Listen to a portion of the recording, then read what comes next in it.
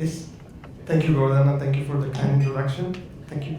And I'm delighted to be here for the first time, actually, in Banja Luka, which is surprising because I've been around. And it's a pleasure to be opening the school.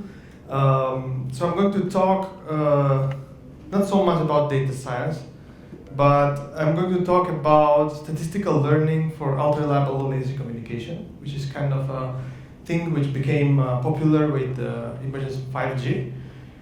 And this is the outline of my talk. So that part of statistical learning will mostly be the second part of the talk. And I thought it was good to start to give some context what is happening in wireless. When 5G started to be deployed, people started to talk about 6G, and this is kind of a linear vision, right? After 5 comes 6, after 6 comes 7, but we really want to look into what is the substance in that and whether we need that. Then another point which came with 5G was all these things about latency, low latency, and this low latency, it is only going to become more important in the coming years as you are hearing about metaverse and other intertwining of digital and physical time. So I thought it was interesting to talk a little bit about how this latency is generalized and what is the statistical framework that we need to use to think about time in these communication networks. And finally, the last two parts are about why this ultra-reliability is not possible without statistical learning. So there's a fundamental issue there, so I'm going to try to illustrate that. And then the absolutely last part is how we can use this data-driven approach to predict the reliability of wireless links. So I just make my phone not disturbing. So let me start with 5G and moving towards 6G. So many of you are familiar with this, or even if this is a signal processing community, many of you have seen that this 5G is about these three types of services: very large rate, ultra-reliable low latency communication, massive machine type communication, which is kind of IoT. And this ultra-reliable low latency is all about real-time communication, remote control, and so on. And the biggest innovation of 5G was actually that it has a platform approach.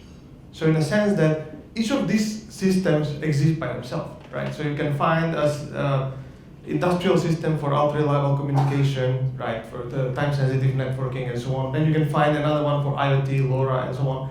But the idea here is that you have a 3GPP standard that integrates everything. So what are the requirements of these services? So this extreme mobile broadband was kind of an acceleration of 4G. So you just take what you have in 4G and you put just higher rates. And then some moderate reliability. On the other hand, you have this massive machine type communication where you have a lot of devices scattered around and they occasionally communicate. And the idea is that each of them is not very reliable, but there are many of them, so we are kind of managing to get a snapshot of what is happening on the field. So a typical would be sensor for temperature. There would be a sensor for garbage, whether it's full or what is the status of that, a water meter, and so on. And then finally we have ultra-reliable low latency communication, which will be the focus of this talk. And here we have intermittent transmission. So we have uncertainty about when the transmission is going to come, and we have also uncertainty about the actual data which is being sent. But then when that happens, that has to be localized in time and happen with very high reliability. So in a sense, you can think of it as if you have a robotic hand. We actually have a project like this where you put a robotic glove, and this glove is controlling a robotic hand, and then you want in real time to manipulate the hand. So this would mean that if you want to carry out some work at a place which is not accessible, you do this in real time, right? And then this latency has to give you a sense that you are present remotely, right, and working with the glove. The question that we are going to address throughout here is whether low latency is the solution to this problem, or we need to look a little bit broadly about what is the type of interaction that we need to have with that kind of robotic hand and so on. So whether we can have a more general framework of timing rather than just saying, take the signal from one place and take it to the other within a very short latency. And so 5 years ago, it looked that this 5G was the ultimate connectivity system, because then the idea was that anything you could think of could be a combination of these three types of connectivity. So you go to industry, you have robots, and then you have some sensors around. So you say, okay, these sensors use this machine type communication, then robots are using ultra reliable low latency, and these robots are sending some video from time to time. So that's a high bandwidth communication. So like 5 years ago, it looked like everything is done. So you don't need to add anything to it. And then for various reasons, things started to evolve towards 6G. And just a comment here that maybe 6G will not be the same in terms of standardization as the previous systems. There are other geopolitical forces and interests and so on, which may change what we have started with 2G. I mean, keep in mind that the success of 2G, 3G, and 4G is architectural. That is a universal standard. And then, I'm not sure what is going to happen with that in the coming years. But technologically speaking, there's this triangle of 5G. And then you can say, what else you could do? Because this triangle covers everything. So there are other operations, and this is where I think the signal processing community will have even more role than until now, is the integration of localization, sensing, and everything gets integrated with learning. So think in the following way, that localization is an estimation problem. Sensing is an estimation and detection problem. But both of them are problems without labels. I mean, in a sense that when you try to sense, the sense phenomenon doesn't tell you, my name is Petar or Danilo. It just says, you sense something, right? And then you have communication where everything is labeled. You said, this packet is from me, this packet is from Gordana, and so on. So we are integrating these systems together. And these systems are going to give us, a better picture about what is happening. Let's say, let's take this metaverse scenario, where the big thing is how you sense movements and so on. So the question is, do you need, when you sense the movement, do you put local accelerators that sense it, code it, and send it? Or you combine the inputs from localization, orientation, sensing, and communication, right? So I think there is much more to do with respect to expanding the communication. And this is going to, from a communication theory point of view, this is going to generalize the problem of slicing. So slicing means how you allocate resources to different services. Here the question will be how you allocate resources to localization, to sensing, to positioning, and communication, right? So if we look into the Internet of Things in 6G, I think the things are going to evolve towards understanding how we are using this type of data, and then optimize around that, right? So, the way you can think about IoT, it's a micro tunnel between a physical and a digital world. So it's a place where some physical quantity gets digitalized and goes into the digital world. You then use that and maybe interact back with the physical world. So the question is, well, how could you use that data? So let's say in 5G, the approach to IoT was, we have this massive number of devices, or we have this ultra reliable, so this is the dimension by which we are segmenting them. So here we're looking into something else. We can say, how could we use that data? And this data can be used in three principal ways. One is learning and training of AI models, right? Anything that you're going to create for machine learning models, that is going to use some data, and this data might come from IoT, let's say. Then the next one is inference and command execution. So it means that you have your model trained, but you get a data from somewhere, and you have to make a decision, issue a command, and so on. And third one is a value storage and exchange. And this third one could be very disruptive, because value storage and exchange means that you collect the data, and this data is not used now, but it's going to be used maybe later on to train some model. So So the question you can ask is, what is the value of the data? So if I install a sensor, how much should I charge for the data of that sensor? And this is a difficult question because you don't know, what this data will be used for. And interestingly enough, some economic researchers, they start to look into this value, the value of data and data pricing. And this is going to be related to how useful this data is for making decisions in a cyber-physical system, or how useful it is to train certain machine learning model.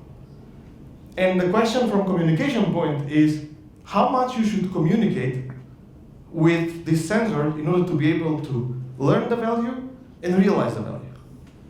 So having said that, think that you install some sensors in the future, and these sensors are programmed to connect to some distributed ledgers, blockchain, whatever, and they are actually going on a market, bidding for the data, selling the data of that sensor, and then coming back to you and saying, this is how much I have earned for you today.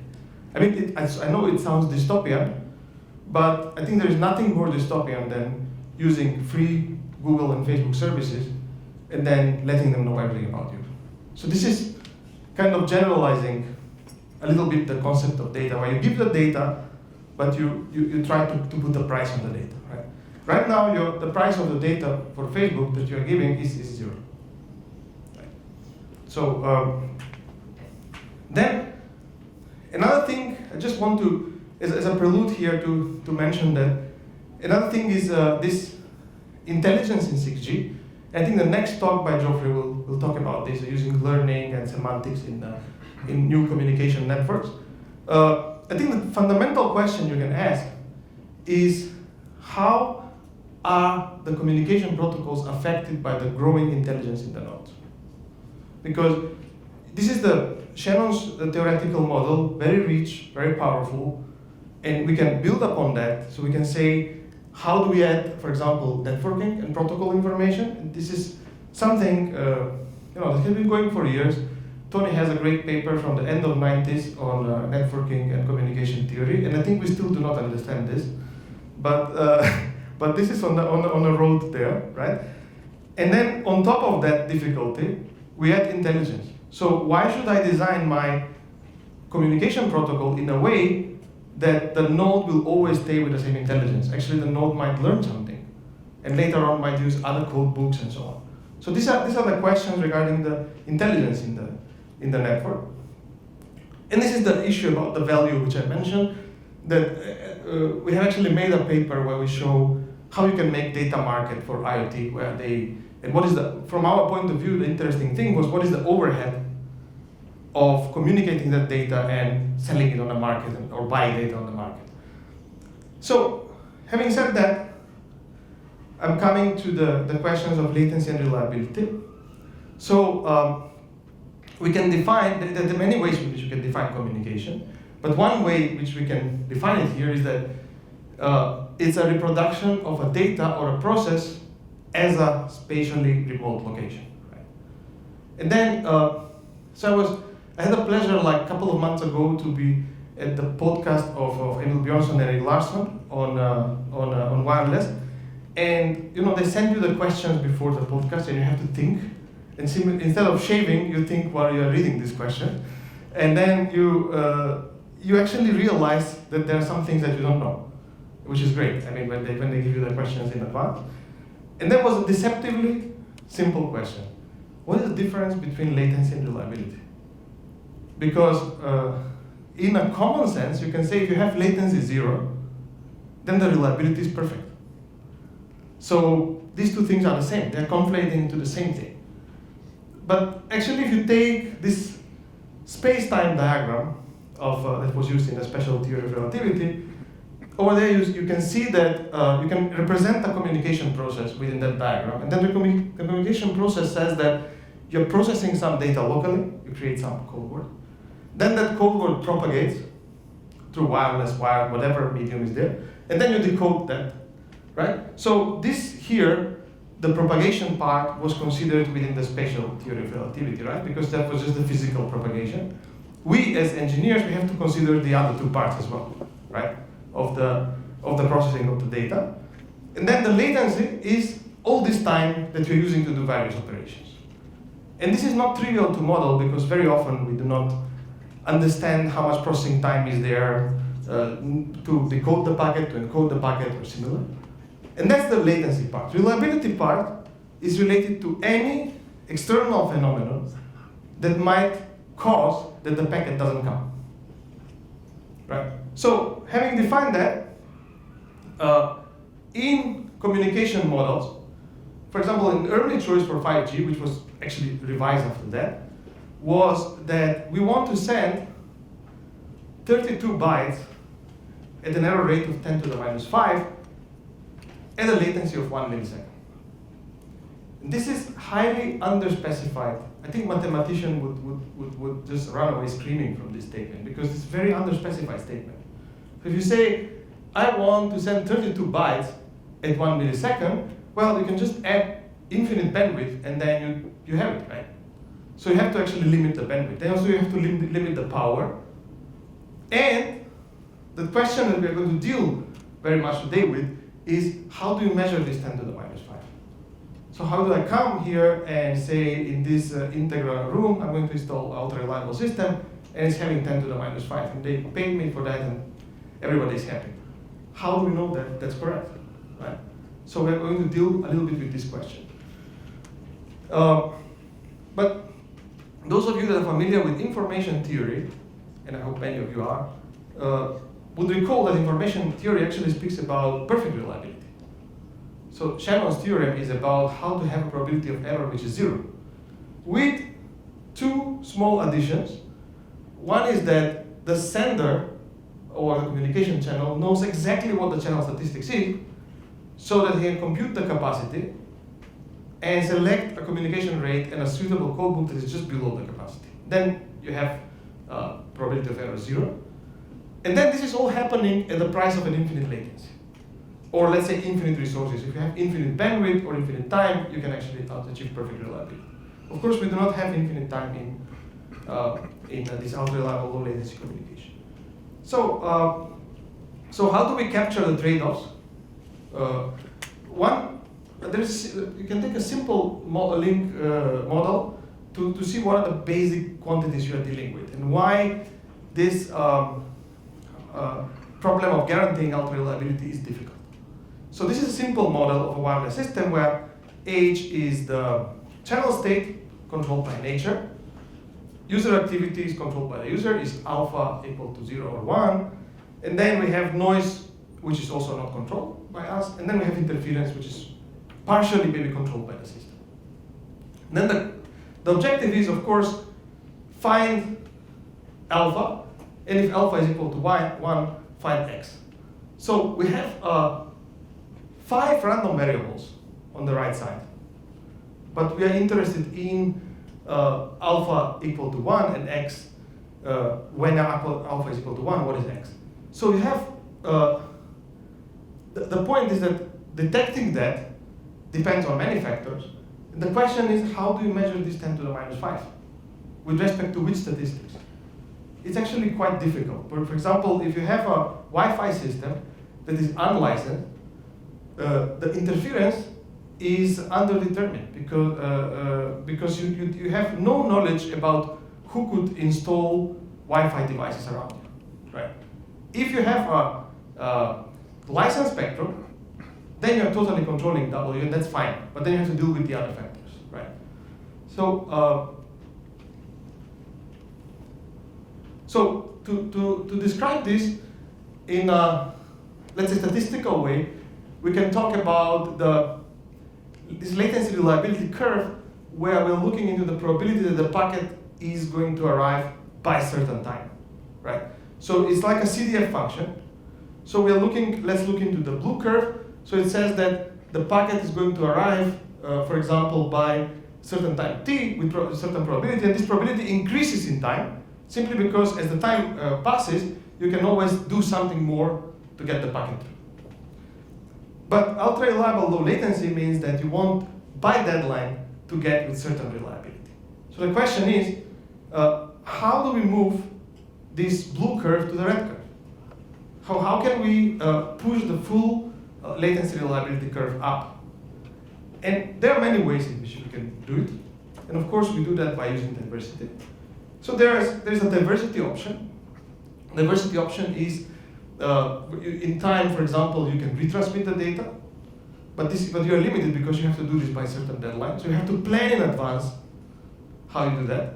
And actually, you can show even in communication theory that sending your data, knowing that you might need to retransmit the data, will use a different codebook compared to sending your data where you don't know whether you will retransmit. This is a different optimization problem. Then there is a infrequency. So basically, you can just expand the data in frequency.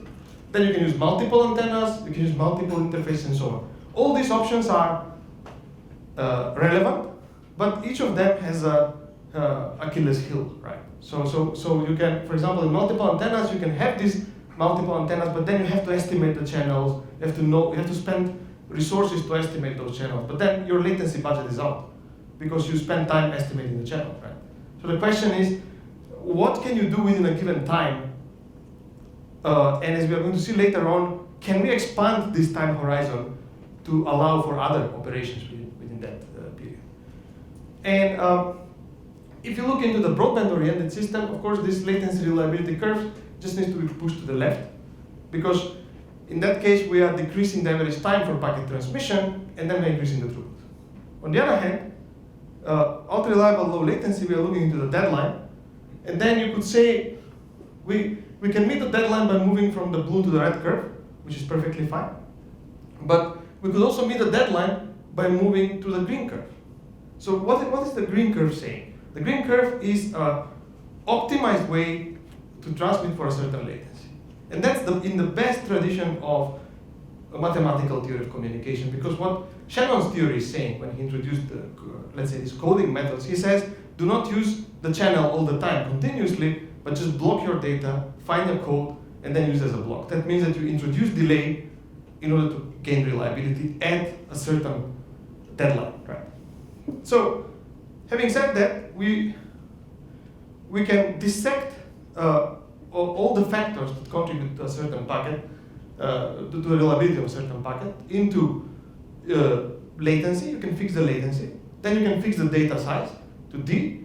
Then, of course, the minimum required rate is the one that is going to take that data within the given latency. Then you can fix the bandwidth. So if you fix the bandwidth, then you map the data, the bits, to the channel symbols, and then you have the number of channel symbols increases as the bandwidth increases, right? Then you can fix the energy you're spending in T, which is basically the SNR. And then the maximum reliability can be determined by the finite block length coding theory by Yuri-Polyansky and the others, right? So the question is, if you fix 4 of these, how to find the 5th one? And then you can use this fundamental theory. So there are these 5 factors, but the point is that communication doesn't end with these 5 factors, because if you look into a packet transmission, then a packet has a preamble, has a frame synchronization, has the end device ID, and so on. So reliability is a product of all of this. So an honest evaluation of reliability would actually take all these factors and multiply them and say this is the reliability of your transmission. So, so what I'm trying to say here is that predicting the reliability of a system is actually a very involved problem, not only in the single packet transmission, but it's even more in a system level. So let's say, just one more example. Let's say that I have a malicious jammer that is jamming the cellular downlink signals. So just shows occasionally and jamming the cellular downlink signal. So that means that this phone is never going to connect to the network, simply because there is no signaling to connect to it, right? So even if the channel is perfect, has high SNR, this Yuri-Polyansky's formula and so on, just the fact that I cannot get this signalization is making the system incapable of communicating, right? So you have to make a reliability analysis of all causes that could lead to failure of a connection, which is a very, very involved task. Another thing, I mentioned the latency. So latency is not just what you do over the air transmission. we actually made an elaborate model of this robotic hand, which is controlled by an edge server. And if you're issuing a command, if you have this EMG measurement here on the hand, so when you're moving the arm, then you want the robotic hand to move in the same way. And there is a lot of things happening there. You're sampling this data, you're coding the data, then sending the packet, then packet is received, processed, decoded, reconstructed, and the command is issued. So all this takes part of the budget. And on the other hand, the way 5G looks into the latency, and that's why we came to this 1 millisecond, is we said, okay, in the overall latency of computation, compression, core network, cut a predictable part by 5G of 1 millisecond, and then everything will be fine. Actually, everything will not be fine, because if you talk to people working with virtual reality and augmented reality, and you ask them, why do you put 1 millisecond to the wireless part, and you allow 25 milliseconds for compression of the picture, they say, we do that because we do not trust the wireless part. On the other hand, we have a full control over the compression, right? So it's kind of a part of a system which seems the most uncontrollable, and where it's very hard to achieve this reliability. So the question is, do we still need to stick with this 1 millisecond, or we could go to larger, latencies? Or how can we guarantee a reliability when we fix a certain timing, right? The timing measure. And there are services that require that can live with relaxed latency. For example, mobile health, remote monitoring, disaster and rescue, smart grid, and so on. So in principle, we could generalize the 5G as we are moving towards 6G by splitting the reliability and latency curve, latency dimension, and then you can have, for example, tactile robotics, which has high reliability, low latency, rate is relatively low, massiveness is low, but this is kind of a classical EURASIP. And then you have the health monitors, which require reliability. They are massive, but they do not require latency. And then you have augmented reality that requires latency, but not very high reliability. So having said that, so what I tried to explain until now is that guaranteeing reliability is difficult because we have to understand what we need to guarantee. And just throwing a number of 10 to the minus 5 or 10 to the minus 7, I saw for 6G 10 to the minus 9. My God, 10 to the minus 9 means that you have to do 10 to 11 measurements to get 1 point, right? So it's if you do it statistically correct. Right? Then, and the second point that I tried to explain is that these timing requirements can be very stringent, and maybe we can do something about that. So how do we generalize the timing requirements? So the perception of time by humans and machines is different. But that somehow we are trying, by this tactile internet, to make the machines adapt to the human perception of time, right? And then wireless connectivity, in general, you can understand it as a way to augment your space-time context. So you're living in certain space-time, and where you can communicate with others and interact.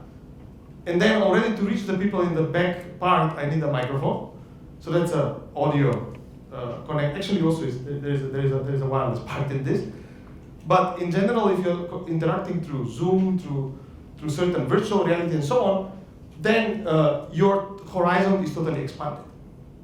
And in this system, the digital time gets intertwined with physical time. And this will lead to very interesting question when we are moving to this virtual world, because the question will be, what is causality there? What is simultaneity? When do two events occur simultaneously? And these things are important, for example, if you are, playing a game or interacting or trading within a virtual world, right? And there has been increased interest in the last 10 years, approximately, in different timing measures, especially when people understood that latency is not the only thing that you need to measure. So real time is not universally defined, because you cannot say real time is when things happen below 3 milliseconds, right? It depends on the context. And the interesting thing is that when things are happening simultaneously, as in physics, we are just looking into the physical propagation of time. But, so this is the famous lightning thought experiment, right, of Einstein and the train and so on.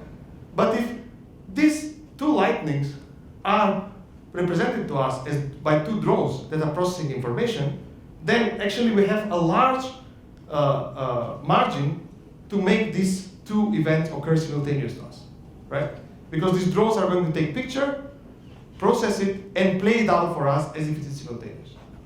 So you see that in digital time, we have control over simultaneity. We do not have control over simultaneity in physical time. These are fundamental aspects, right? And then, as we are moving towards 6G, we are moving towards smaller scale. So again, I hear these numbers of 10 to the minus 9 reliability and microseconds latency. I mean, microseconds latency, I really wonder how that would be achieved, right? Because you need time to send the packet. On the other hand, if you look into the other trends, in the open radio access, for example, we are defining 3 different times. There's real time, near real time, and non-real time. And this is more realistic to have different scales and then speak about reliability within these different scales. And then, of course, another question is, who are the communication actors that are involved in the scenario? Because the perception by humans and the machines is not identical.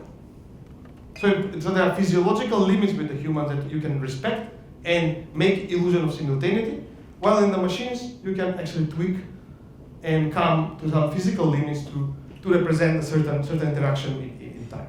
So, having said that, there was, as I said, and I'm going to talk about it later on, there was other measures of information freshness, age of information, and so on. But what we have tried to do recently is to see, is there a general framework, statistical framework, to represent any timing requirement in a communication system? And to give you a context for that, let's go through this quickly through this example. There is a sensor communicating with the edge controller, and this sensor is sampling some process. At the time T1, the sensor samples value and sends it to the edge controller. The edge controller gets this value at T2. So we would say that the age, the freshness of the information at T2 is T2 minus T1, right, compared to when it was sampled. But this is not known by the one that sent it. The sensor is going to receive that in time T3. So there is a certain time of inconsistency about what is the freshness of the information, right? Because the system is programmed in a way that if the edge controller doesn't hear from the source within the time TD, it's going to make a critical shutdown. So then the sensor tries to send information at T4, so this information gets lost. Then it tries again at T5. Then the information comes to the other side, but the sensor doesn't know. So the counters are reset, but the sensor doesn't know this. And then the sensor tries to meet this deadline to send the packet. But this is not necessary because the other side already has the packet. What I'm trying to say here is that if we put just the latency requirement, as in 5G, then the sensor will just constantly try to send something. On the other hand, if you see what is the use of that information, the sensor might back off and try to understand what is the context, what is the freshness of the information, and so on, and then maybe process it a little bit differently. So finally, the sensor sends this data, and then there is another operation where the edge tells to the sensor, go to sleep, and then the sensor says, yes, of course, I'm going to sleep now. And this last part, so there are these 3 different types of references. One is past timing reference. This is something that happened in the physical world, and we are measuring time with respect to that. And that's what is used in all these measures of freshness of information, age of information, and so on, where we have a certain event, and we look how far are we from that event in time. Then another thing, what 5G does, is looks in the future, and it has a deadline to deliver something within a given time. And that is the deadline. And then even the third thing is relative timing reference. Relative timing reference means that there's an entirely digital time. So I have 2 systems. There's nothing happening around in the physical world where I say, you go to sleep and the device goes to sleep with a prescheduled time. But this is happening entirely within a digital time. And for example, a system that lives entirely within a digital time is a distributed ledger or blockchain, right? Because all the exchanges are happening there. There's no sensor information coming there from outside. And then another aspect of this is that in Shadow's communication model is a push-based model where basically we are trying to sample information that we think is important, and then we are sending it to the receiver, regardless of whether the receiver actually needs that information. So Shadow's model assumes that the receiver is always interested in the information. So that means that this Shadow's model is suitable to represent latency, because the packet is already sampled, or information freshness, where we have some anchor in the physical world. We sample that information, and we know that that will be useful for the receiver. We do not question that. And I mentioned this age of information several times, and Tony and his collaborators made a very significant work in that direction. So latency is different from age in the sense that age is measuring the freshness of the information, and it turned out that there are many applications with sense compute actuate cycles that are not sensitive to packet delay, but are sensitive to the age of the information. So they are sensitive to some anchor in the physical time, right? And this is how this age is represented. So whenever the data is received, then the data is set to the age of the data at the time of reception. This is happening at the receiver side, right? And the thing is that this started as a communication theoretical research, but then recently started to get accepted within 3GPP, right, within the standard. So within the standards, you can see that they figured out that you have these different timing measures that you have to define and then measure with respect to them, rather than just measuring the latency and reliability for a single packet transmission. And this is, for example, something which is called peak age, which tells how old is the information, how outdated is the information when the new packet, when the completely new update comes. And then another work I want to mention in this context is that some of you might say, why do you look only at the time of the data? Why don't you look at the content of the data? And this is work done by Ali and his collaborators, together with Tony, where they also looked into not only how old is the data, but whether the data has changed in the meantime. Because if the data has not changed, then actually even if it's not fresh, it's still useful. That's kind of the point, and this is what has been modeled. Another thing is,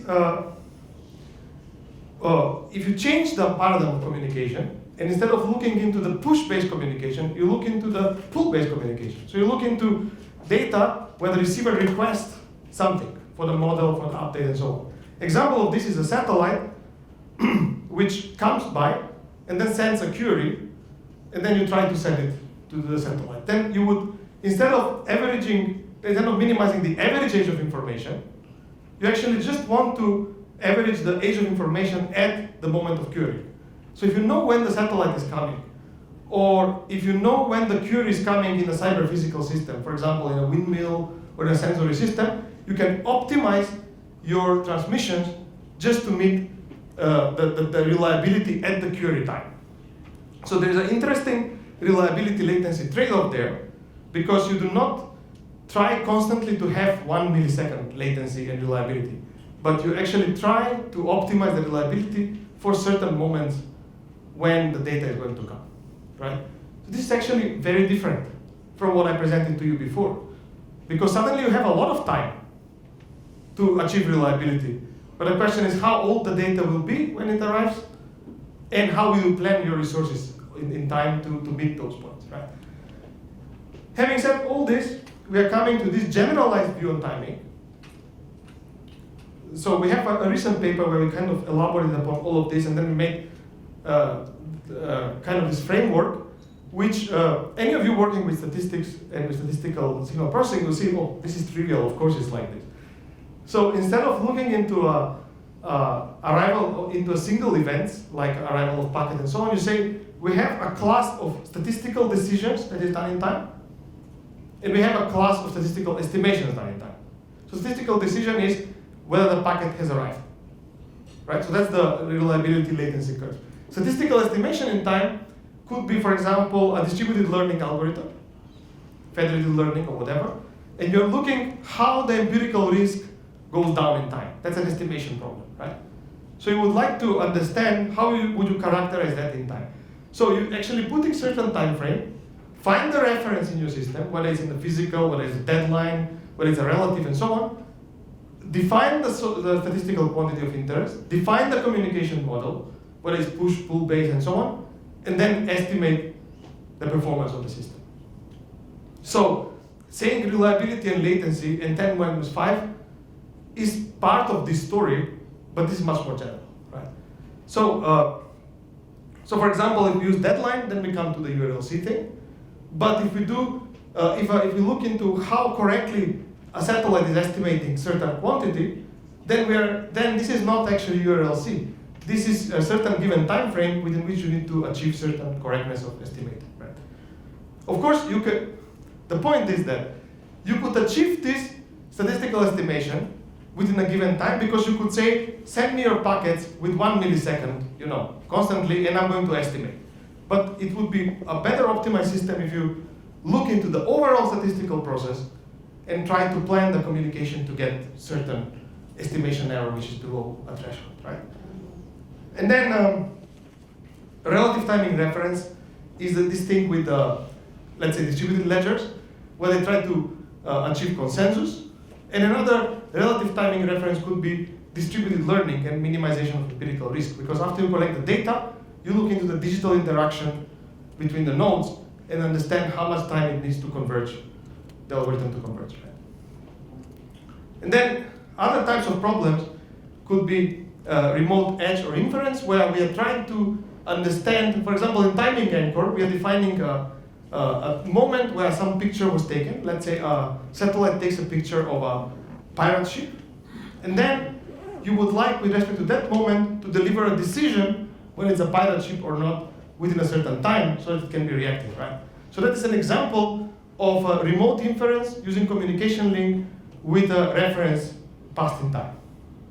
So, the point of this was basically the first part of the talk, which the point was to show that the latency and reliability as such needs to be generalized, because we cannot just look into the latency reliability curve and try to achieve within 1 millisecond certain reliability, but we can generalize the timing requirement, and then we have more options what to do about the reliability with it. Even if we have that, we need somehow to measure the reliability. And this is where the statistical learning comes. I don't know whether you plan to make 2 minutes break. This is what we were doing last week at the 6G school, to make 2 minutes break so people can stretch legs and then we continue. Sure, why not? So we make 2 minutes break.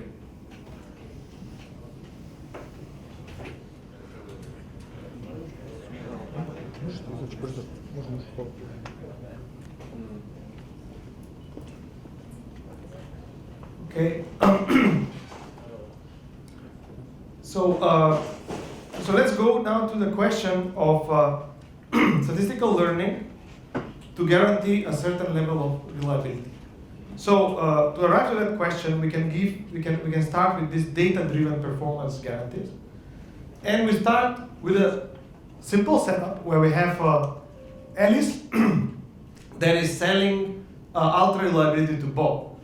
So many of you will recognize Alice from the Alice in Wonderland, but this guy is actually called Bob, and my fellow Yugoslavians and Italians would recognize maybe who that is. And we also know that is a skeptical guy, right? And then he's asking many questions. So Alice sells ultra reliability, and Bob says, how do you measure the reliability performance? And then under what condition is this ultra reliability guaranteed? So these are the inconvenient questions asked by Bob, is what is the true distribution used to calculate the reliability, right? Because when you say my reliability is 10 to the minus 5, that means that there is some distribution, and then you're cutting this tail and you say, this is the measure that is 10 to the minus 5. But how do you know this? And what if the channel distribution, the actual conditions are different from your assumption? And then what if we have no knowledge of this distribution at all? So you're coming into the unknown environment, and then you say, here the reliability is 10 to the minus 5. How do you know that? And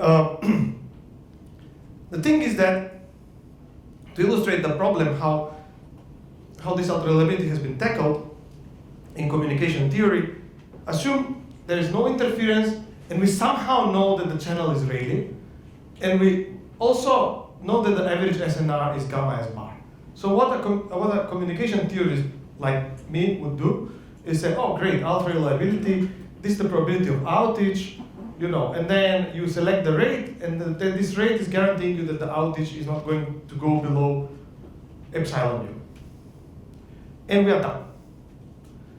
Well, there are several difficult assumptions here, right? Because we somehow know that the channel is Rayleigh. So Alice means that the Alice is going to come with her system to Bob and say, you just have a Rayleigh channel and everything will be fine. Right? And then another thing is that how do you know the average value of this gamma, right? You need to estimate it. But what if the estimation of that is less certain than your 10 to the minus 5? So how are you going to guarantee this 10 to the minus 5? So the uncertainty in ultra-reliable wireless comes from a couple of sources.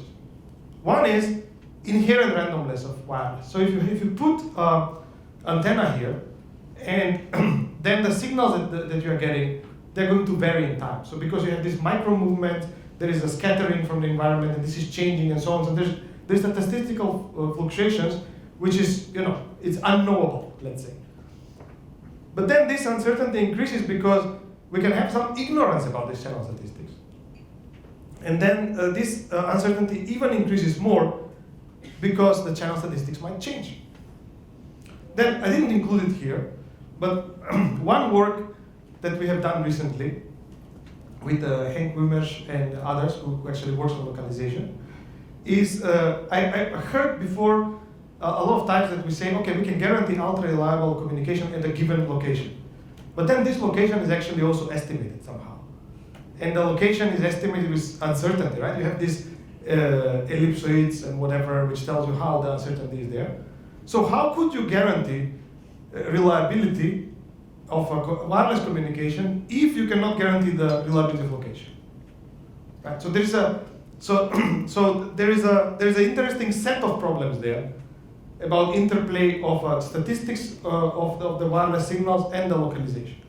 Because a good statistician would tell you, do not use the location as a sufficient statistics for the wireless part. Just use the signals that you have used to estimate the location to predict what will be the reliability, right? Because then you're not losing information. So machine learning, statistical machine learning, is a must-have for ultra-reliability. So I'm not talking about general machine learning in communication, which is a great area by itself, and I think you're going to hear more about that from Geoffrey after this. I'm here speaking about the principal way in which ultra-reliability is impossible without statistical machine learning. Because there are three key elements. You come to select a model, which can be parametric or non-parametric. You run some estimation and learning, so you try to learn what is the environment. And then you do performance evaluation afterwards. But when you do performance evaluation, the specification of the packet error is insufficient. So I usually get inspiration from some of the good books, let's say on machine learning or whatever else. I usually get inspirations in the first 2-3 chapters, the very basic chapters. And there's this nice machine learning book called Understanding Machine Learning. Maybe some of you know it. I think by 2 authors from Israel. And if you read the first 3 chapters, they speak about this probably approximately correct learning, PAC learning. And then you're reading it, and then what he says is that in probably approximately correct learning, you have to have 2 parameters to evaluate the quality of your learning. One is, what is the estimation risk? What is the estimation error? And the second one is, what is your confidence in that, right? How well you're approximating the things, because you might have been lucky or unlucky with your sample, and the sample is not representative of the distribution, right? So you have to give a slack for that. You cannot just look into the estimation. So there are these 2 parameters, and then we said, okay, what if we apply this to a wireless system? What would that mean? What would that mean for a statistical machine learning framework in ultra-reliable systems? So we have defined two types of reliability. One is probably correct reliability, and the second one is average reliability. So probably correct reliability is inspired by this path learning, as I said. So imagine that what happens is that you're putting certain wireless entity, certain robot, for example, in static environment, and then you're taking a sample. This environment is static, and then after taking this sample, you're measuring the channel, and you start to communicate. In practice, you would take a sample every minute, let's say, depending on how you expect that the environment is going to change. So what we are calculating here is that what is the probability that the probability of error will be larger than a prescribed value is less than something. So we have probability of probability here. This probability of packet error is observed quantity that we want to learn. And this other probability, which is the outer one, that's a part of the learning process. And you cannot have a design of a system without both of them. Second is what we have defined a measure called average reliability. So average reliability is, this is reliability calculated across all possible training samples that could have occurred in the training process. Of course, this is a milder measure compared to the other one because you're not depending on a single sample where you could get very unlucky, but this is kind of averaging across all possible samples you could get. This is, for example, suitable for dynamic environment where separate training is not feasible, so you're saying I'm having my car and I'm observing this sample, and on average these samples give me this reliability. So you have to accept that that's average across a sample. The other thing is you can have parametric estimation. Parametric estimation, we need to have a good guess about the channel model. And a couple of years ago, we did work with some propagation people to see how the different channel models, Rayleigh, Okumura-Hata, whatever, you name it, how they converge towards the low tails. And there is a statistical result which says that whenever you go to the low tail, they're all converging to the same parametric distribution with two parameters. So in principle, the output of this paper was to say that if you want to measure high reliability, you just have to estimate these two parameters, and then from these two parameters discover what is the type of the distribution you have, and then set the threshold with respect to that distribution. But a more honest evaluation would be with non-parametric estimation. And non-parametric, as many of you know, requires a lot of samples. Because to be able to capture the precision of 10 to the minus 7, for example, you have to go to 10 to the 9 to have certain confidence in your estimation, right? And in this 10 to the 9 sample, the channel should not change. So that's another issue. So here is an example. So this first work that we have done on statistical machine learning for ultra reliability, we just tried to define the quantities. So how do you measure the goodness of your estimation? Right? And let me try to explain here. So for example, we have the estimation error is, the reliability is target packet error rate is 10 to the minus 3, but how it's called, the confidence level is 10 to the minus 3 as well. And I think here was 10 to the minus 5, the estimation is. So what happens here is that we have four curves. The white the markers are for probably correct reliability. So this one with a single sample. And then you see, the question is how many samples you need to get. So this is a bit involved. Let me try to unpack it. What we are measuring is what is the throughput you are getting by estimating the channel and guaranteeing reliability versus what would you have gotten if you knew exactly the statistics. Some genie comes to you and says, this is the statistics, this is how you should send select your rate. So if you don't know the statistics, you are very conservative because you're not sure that you are going to meet the reliability, right? So then you are starting very conservatively, And then as the training proceeds, you are starting to approach that rate that you would have gotten if you knew the statistics perfectly. That's why these curves are converging. So the white markers, we have the parametric one, which is converging fast because we have a parametric model. And the non-parametric model, it waits very patiently until it takes sufficient number of samples to start to go up, to say that now I can offer some rate, now I have some certainty about my model. And now I'm meeting this 10 to the minus 3. And then the average reliability is the black marker with the black markers, and that converges much faster because, as I said, if you have average reliability, you are not dependent on a single sample. You are based on the samples in a full ensemble. And then this is the fluctuations in the non-parametric is because of the floor function, which is used in the estimator. Then we have tried to take this into the next level. We say, okay, this is the fundamental statistical problem that you need alter reliability. But in practical systems, you might try to use the measurements of the others to predict what will happen to you. And one way in which you can do this is transfer learning. But we wanted to look into the principled way of how you could use some spatial statistics to do prediction of the reliability at different locations. So the idea here, in the end, might turn to be very practical because this is on the right side. You're having these points where terminals were sending. You have somebody with a mobile phone or IoT device, and sending data. And these are the discrete locations where you have estimated what is the reliability because you collected this parametric 10 to the 9 and so on. And then the question is, can you say something about in the other parts? Can you say what will be the reliability in the other parts? So we are taking so how we have done this with this quadriga model, we have simulated the data. It's a realistic ray tracing channel model because we could have also generated the data by Gaussian model and then fit it with the Gaussian model. That doesn't work, right? So we have generated the data with the geometric ray tracing model.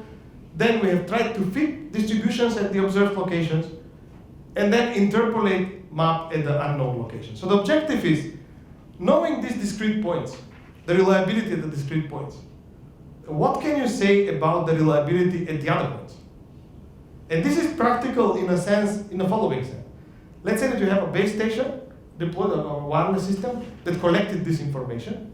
And when you install a new device at a new location, it just sends you the spatial statistics, and then you can calculate what can you expect at that location, right? So you can calculate what is the statistics at that location, and what could you see as a packet error rate in a lifetime of the system, right?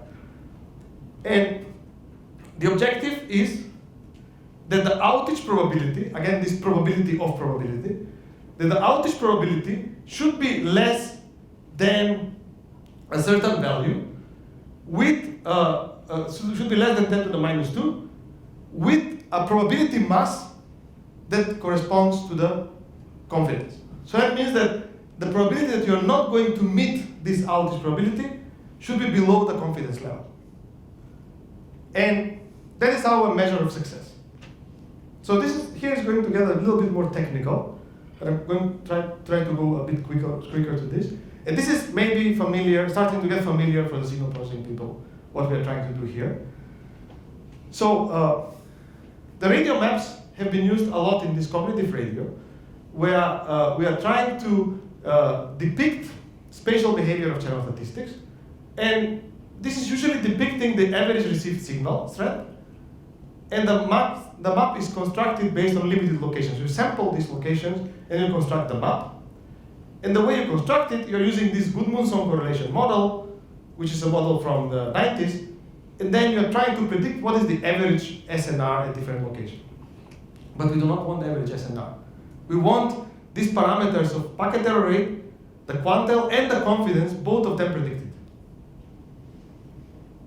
And so in the classical radio map, we're looking into the average statistic, which is not useful for URLC. And then in the statistical radio maps, we can model any relevant statistics of the channel. So actually we are working with a mathematician that works with spatial processes they call this a mark of the spatial point. So in a mark, you can put whatever you want. Reliability, rate, level of knowledge, and so on. And we want to exploit the spatial correlation of long-term statistics to go beyond the measuring of average. So what we are trying to do is that trying to understand how the parameters that are determining the statistics of the different locations are connected to the spatial relation. And I've done these preliminaries already. So we're trying to calculate this outage probability, and the epsilon outage probability, the epsilon outage capacity is the rate which gives that reliability. Then we require that the probability of outage is less than epsilon, with a probability that is higher than the certain confidence level that we want to have in this. So the setup we are looking at, and this is the simulated setup, there are instantaneous SNR measurements from any independent observation from different locations. And then what we are doing is we are doing non-parametric quantile estimation at each location. And then we are using spatial statistics to transfer that estimation. So basically we are having this point where this is measured, and we are getting certain data, and then based on that data we are trying to extrapolate what is going to happen at a new location. But we are not just predicting the average value, we are predicting the distribution at a new location. And this is the setup. We are having these instantaneous measurements, then we are doing the pre-processing of the data where we find the Rth order statistics. When Rth order statistics is basically the non-parametric estimator of the quantile. And then the objective is to predict the outage capacity at the new location. So there are two methods we have looked into. One is to use, of course, Gaussian processes. And in a Gaussian process, we have a random variable where for a number of locations, D is the number of locations, so we are looking Y, which follows a multivariate normal distribution, right? And then we are having the statistics given by the mean and the covariance, and the covariance depends on the locations, right? So the more separated the points are, the covariance is lower. Right? And then given the observations, we can predict the Gaussian process at unobserved locations based on these measures of the expected value of the covariance. And how does this work for a one-dimensional case? So we're having measurement at certain points, and we're trying to find the predictive distribution. You see that here we're having 5 observations, and these observations we know the statistics perfectly, but then we're becoming uncertain as we move away from those points, right? And this is used to make confidence interval, but in our case, we're trying to do rate prediction. So what we are doing is that we are taking the equivalent SNR for a given outage rate, normalize it to get a mean value of 0, and then we assume a Gaussian process which has a mean value of 0, Gaussian spatial process, of course, which has a mean value of 0, and has a certain covariance which is dependent on the distance between the nodes, as well as on a parameter which is this sigma, which can be tuned to the environment. And then we are starting from this predictive distribution. You cannot see very well here, unfortunately, but the thing is that what we are having is on the leftmost is the locations where we measure. Then the first figure is what is the actual situation with the reliability. So if you could measure at every location.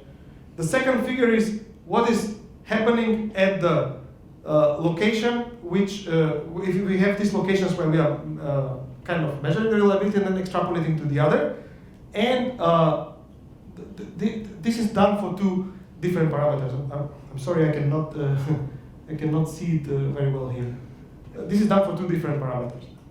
And this is the Gaussian estimation. Then there is something which is called Kreyszig interpolation.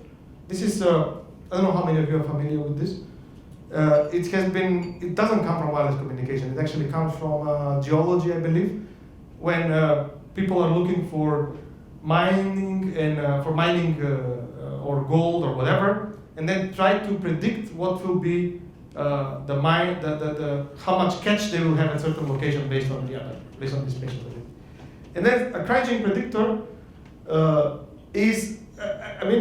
the whole point is that we have defined the problem, and now you can apply your favorite methods for doing it. This is another possibility where you can choose the parameters lambda. You're taking some weighted sum of this measured location, where these parameters are chosen to minimize the mean squared error. And there are many variants of cryogenic interpolation. Ordinary cryogenic assumes constant but unknown mean.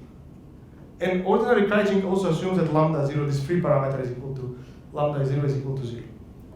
Then it's similar to before. We have these points where we are kind of having a perfect estimate. We have a good estimate with a non-parametric estimation. And then what we are doing is expanding this relation to kind of minimize the MSE. And then based on that, decide the parameters, make a predictive distribution for the new point. So instead of using, so there are some assumptions about the process having to be weak sense stationary, and what is the constant value and so on. But the covariance only depends on the lag between the points, on the vectorial distance between them. In cryogenic interpolation, it is instead assumed that the difference between the quantities at two different locations, that's a wide sense stationary process. And then we are using this variogram, which is used instead of covariance. So the variogram is kind of telling how much the variance increases as the distance between the 2 points is increasing. And then you can apply the same thing with this cryogenic interpolation. And you can see similar behavior, that it's kind of managing to reproduce the signal strength. And this is not limited to a single transmitter. So what we are now trying to do is to find out what is the interference around and try to model their signal and include into the overall statistics of SI and R. This is going to be a bit more complicated, but what we want to show is that this rate selection from the radio map, if it's done based on the predictive distribution, it's going to be done by meeting these confidence intervals, which I have specified in this probably approximately correct learning, for example. So what happens is that in the results, you can see if you do rate selection, which is based on the average value, then you are almost never meeting the target confidence. Because if you select the expected value of the rate at the given location, then 50% of the time you're not going to meet that reliability. It's a very simple calculation, right? On the other hand, if you do this with cryogenic interpolation and Gaussian process, so this is probably the most important curve here, where we are looking into the selection of the rate probability of outage. And this is if you are doing with a statistic with a normal radio maps, the ordinary radio maps, around 50% of the time, you're not meeting the confidence. But if you use this predictive distribution, everything is pushed towards more conservative selection of the rate, and then you're meeting the confidence with 0.52%, which is still not good enough, because we wanted to have 0.1, but you're actually approaching certain confidence level that you can achieve. So how we are extending this now, this is a new work we have basically presenting at GlobeCom this year. So what we are doing to expand this, we want now to understand how can you do Bayesian estimators, because if you can come at some location, you select 2-3 samples, and then you combine them with the prior knowledge from the others. That's one direction. Another thing is, some of you might say, well, this Gaussian process might not give you the right result, because the Gaussian process says that your average SNR should be something, but you can see that your signal is totally blocked. You don't get that SNR because you're behind the wall, you're in a hole or whatever. Then that's great, because then we can use this model to detect blockages. Because with this model, we can do hypothesis testing. Am I in a blockage or not? Because I'm going to use the hypothesis based on the prior distribution, right? And the third thing we are trying to do, which will be a difficult one, is to put a temporal learning. So if you have interference sources around you, you would like to learn what is temporal dynamics to incorporate that into the prediction of reliability. And with this, I'm coming to the last slide, because there will be 10 minutes to discuss. I guess you wanted to have that. 5G brought an increased focus on latency and timing. And in my opinion, the interest for this is only going to grow in the coming years, considering the sensing and localization. And there are exciting times coming about how all these operations, normally done by communication and signal processing people, how they're going to be done in real time within interacting systems, right? And then there is a trade-off between reliability and latency, obviously. We have discussed a lot about it. But the right requirements for a wireless link can be softened by certain system level considerations. And I tried to show you example. For example, this pool-based communication, there's this age of information, there's this age of incorrect information, and so on. So there are some system level requirements that you can look a bit holistically on the problem rather than just cutting a short latency budget. And guaranteeing ultra reliability is essentially a statistical learning problem. So what I'm trying to say with this is that you can apply machine learning in communication, for example, in optimization of a network, get a better algorithm, get acceleration 10 times, but that's still, in a sense, nice to have. You don't need to do it, you can try to do it by hand. But statistical learning for ultra reliability is a must-have, because otherwise your system is not specified properly. That's what I'm trying to convey. And then I've tried to show you some concrete methods how to generalize radial maps to include predictive distribution and focus on quantiles. And that would be it. There are some references and further reading. You can have a look at my book, and you can have a look at this. I will share the slides after this. There are different. This is based on all these different works. I try just to extract, some main points from this, and I will be happy to discuss or answer any of your questions related to this. Thanks.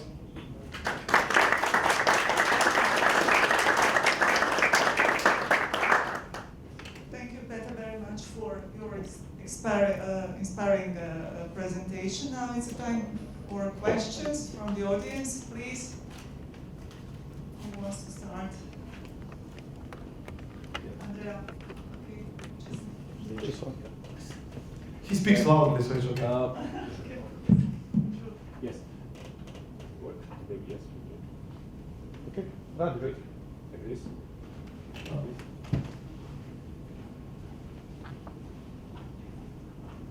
I try to speak loud. No, so Petar, thanks a lot just for your presentation. I apologize for being rather a little bit late. Sorry. I have a question that might sound trivial, because the typical one when you talk about learning and machine learning, which is with data sets. I understand you're predicting radio maps and learning using a synthetic data set, so based on ray tracing, and which proves the concept indeed.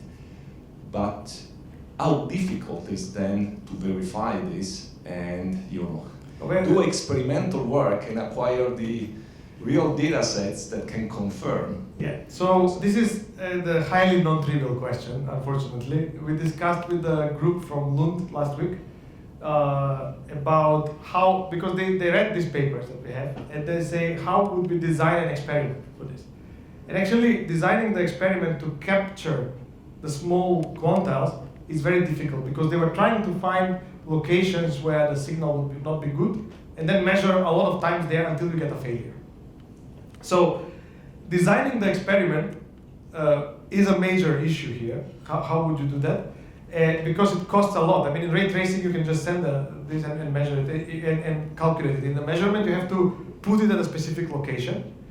And then what they were saying is that we could try to, you can do two things. One thing is to try to make an environment where you can on purpose create blockages, and then try to capture the statistics there.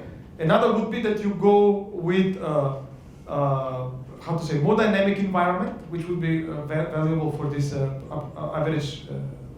average thing.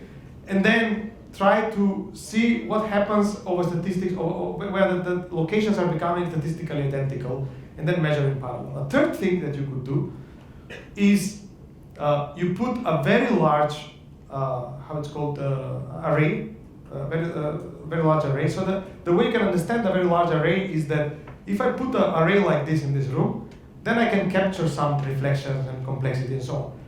The higher array I put, the more capacity it has to capture the geometry of the environment, right? So it's like having a camera with a high resolution. And then we would like to see whether if you expand to a large array, you can take spatial snapshot, several of them, and then based on that reverse engineer what happens at different locations. It's a highly non-trivial question. Thanks, Petar. Thanks. I would have one question. Just a minute.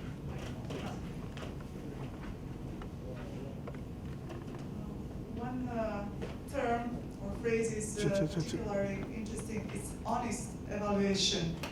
That's something that you mentioned.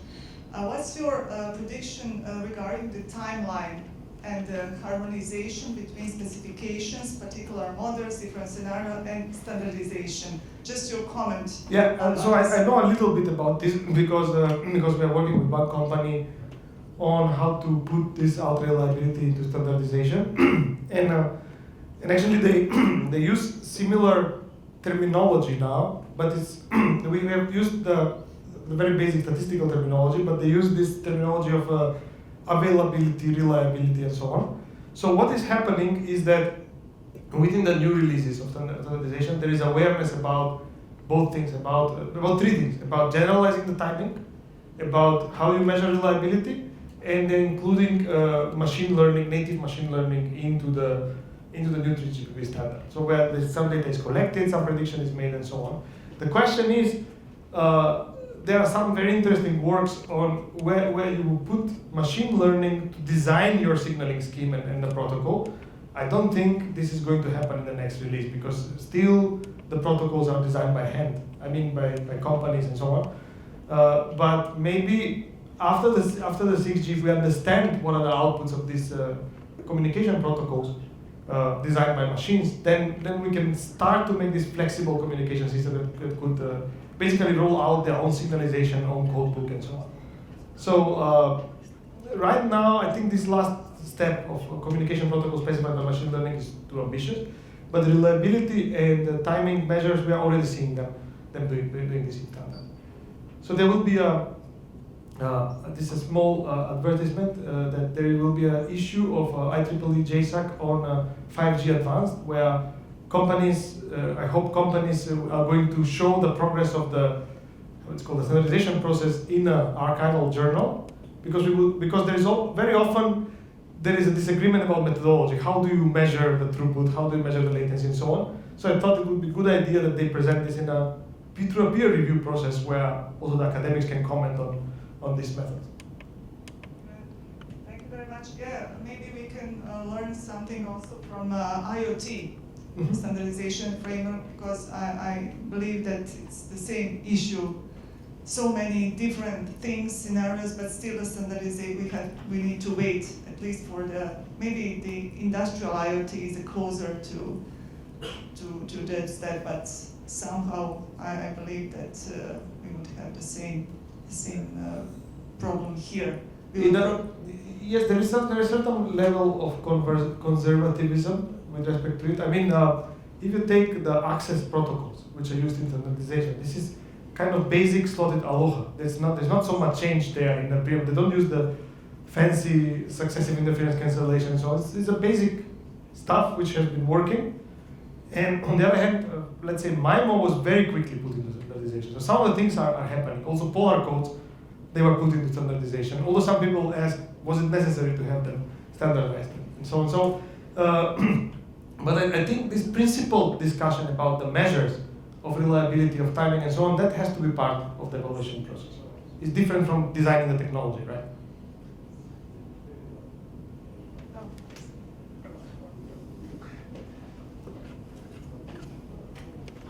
Thank you, Petar. It was very nice.